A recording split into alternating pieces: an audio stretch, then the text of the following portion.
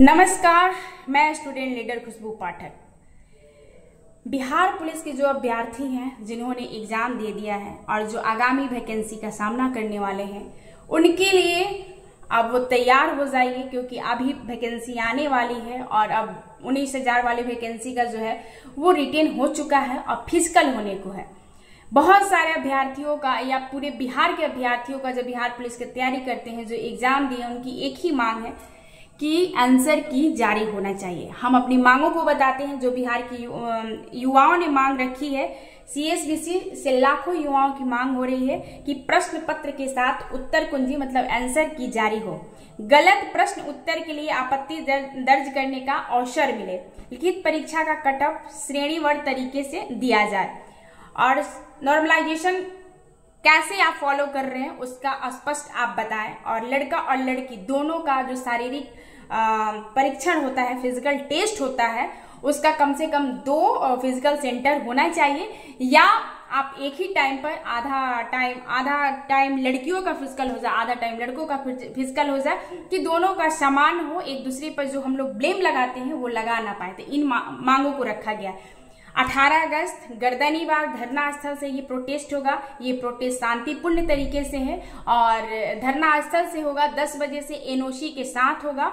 और ये इस प्रोटेस्ट में जो है, जिस प्रकार ईडब्ल्यू एसेंशियल का प्रोटेस्ट हुआ था, ना ही रोड पर उतरना था, ये प्रोटेस्ट सिर्फ और सिर्फ शांतिपूर्ण तरीके से, क्योंकि कहीं ना कहीं आपका फिजिकल भी है और फिजिकल पे भी आप तैयारी देंगे। इस प्रोटेस्ट में सभी को सपोर्ट करना होगा, क्योंकि ये एक का मुद्दा नहीं है, ये सभी टीचरों का मुद्दा है, सभी फिजिकल ट्रेनरों का मुद्दा है। सब लोग एक साथ एकजुट होकर अब अपने अपने तरीके से आवाज उठाइए। ये रोड पर उतरने का आंदोलन नहीं है कि आप बोलिएगा कि बच्चे लाठी खाएंगे, जिस तरीके से लोग आलोचना करते हैं। तो ये गर्दनीबाग धरना स्थल पर शांतिपूर्ण तरीके से एनओसी के साथ प्रोटेस्ट है।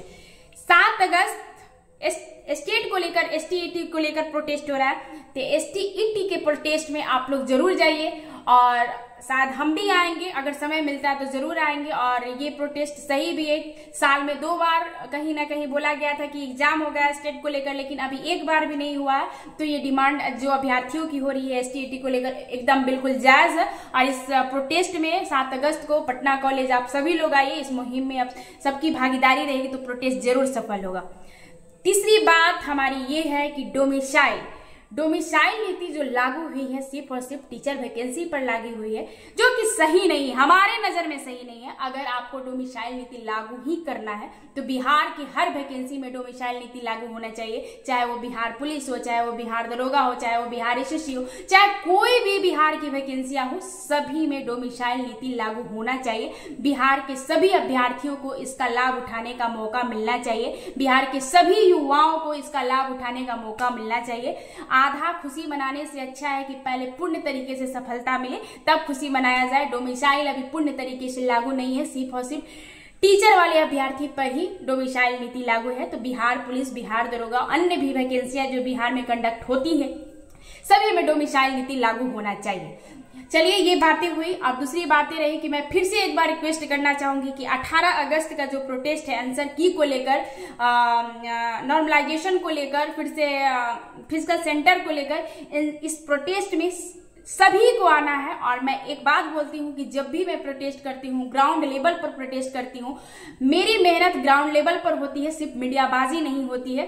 तो रक्षाबंधन बाद 9 अगस्त के बाद हम खुद फील्ड में उतर रहे हैं और फील्ड में हर जगह, हर फिजिकल सेंटर, हर टीचर, हर ट्रेनर, सबके पास जाकर एक, वैसे आप सभी वीडियो देखते हैं, आप सभी को पता है कि हाँ प्रोटेस्ट 18 अगस्त को होने वाला है। लेकिन फिर से मैं बोलती हूँ कि बिहार के युवाओं को अपने अधिकारों के प्रति जागरूक होना चाहिए। अगर कोई प्रोटेस्ट में जाने से मना करे तो आप उसका विरोध करिए, क्योंकि ये आपके अधिकार से वंचित करने को मना कर रहे हैं। ये आपके अधिकार की मांग की जा रही है। और जो भी बिहार पुलिस के फिजिकल की तैयारी कर रहे अभ्यर्थी है, जो आगे बिहार पुलिस का तैयारी करेंगे, उन सभी को इस प्रोटेस्ट में आना चाहिए और अपनी भागीदारी को सुनिश्चित करना चाहिए, क्योंकि ये एक का मांग आंसर की का नहीं है। सब लोग एक साथ रहेंगे, एकजुटता के साथ रहेंगे तो प्रोटेस्ट बहुत जल्द सफल होगा। 2-4-10 बार प्रोटेस्ट करने की जरूरत ही नहीं पड़ेगी, एक ही दिन में और शांतिपूर्ण तरीके से अपनी आवाज को बुलंद करके अपनी जो प्रोटेस्ट है उसको सफल बना सकते हैं।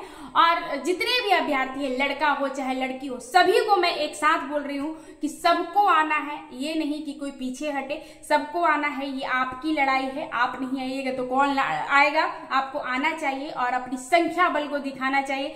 सीएसबीसी को पता चले, सीएसबीसी वैसे एक बार झुकी थी ईडब्ल्यू एसेंशियल में, और अगर जेन्युइन मांग रहेगी तो फिर से झुकेगी। ये जो डिमांड हो रही है आयोग से तो हो ही रही है, साथ साथ सरकार से भी हो रही है। सरकार बोलती है कि नियम में संशोधन करना पड़ेगा, तो कोई बात नहीं, आपके लिए बड़ा बात नहीं है संशोधन करना। ये सीएसबीसी के चेयरमैन से तो ये डिमांड है ही, आग्रह है ही, रिक्वेस्ट है ही, लेकिन हमारे मुख्यमंत्री जी से भी रिक्वेस्ट है, हाथ जोड़ से विनम्र निवेदन है कि sir answer key cutoff OMR carbon copy and physical centre normalization की पद्धति क्या है, इन सभी को आप क्लियर करिए। और कहीं ना कहीं अगर आंसर की जारी होता है तो पारदर्शिता आएगा एग्जाम में, और बिहार में किसी भी एग्जाम में पारदर्शिता की कमी है। और इन सब मुद्दों को लेकर आप लोग सभी 18 अगस्त को गर्दनीबाग धरना स्थल पर आइए। धन्यवाद।